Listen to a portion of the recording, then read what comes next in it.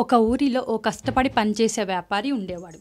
అతను రోజు చాలా దూరం ప్రయాణించి తన సరుకులను మార్కెట్లో అమ్మేవాడు. ఆ వ్యాపారికి ఒక గాడిద ఉండేది. ఒకరోజు ఉదయం వ్యాపారి గాడిదపై భారీ ఉప్పుని సంచులను ఎక్కించి మార్కెట్కి బయలుదేరాడు. మార్గం మధ్యలో వారికి ఒక పొడవైన నది దాటాల్సి వచ్చేది. నది మధ్యలో నడుస్తున్నప్పుడు గాడిద తడబడిపోయి నీటిలో పడిపోయింది. ఆ ఉప్పు సంచులు తడిసి ఉప్పు కరిగిపోవటం ప్రారంభమైంది.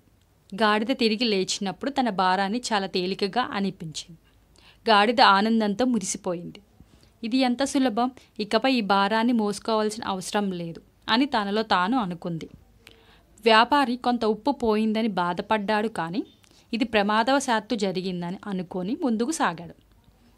రెండవ రోజు వ్యాపారి మళ్ళీ గాడిదపై కొత్త ఉప్పు సంచులను ఎక్కించాడు.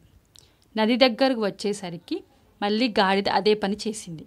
బాగుంది, ఇది ప్రతిసారి ఇలానే చేస్తాను అని గాడిద సంతోషపడింది. కానీ వ్యాపారి అంత తేలిగ్గా మోసపోయేవాడు కాదు. మూడవ రోజు వ్యాపారి ఉప్పు బదులు గాడిద సంచుల్లో స్పాంజులను పెట్టాడు. గాడిదకి ఇది తెలియదు. రోజువారీ తంతుగా అది ఎంతో సంతోషంగా ప్రయాణం మొదలుపెట్టింది. నది దగ్గరకు రాగానే మళ్ళీ అదే డ్రామా చేసింది. తాను కాలు జారి నీటిలో పడిపోయినట్లు నటించింది. స్పాంజులు నీటిని పట్టుకొని బరువైనగా మారిపోయాయి. గాడిద నీటిలో నుంచి లేచినప్పుడు తన భారం రెట్టింపైనట్లు అనిపించింది. దాని కాళ్ళు వణికాయి.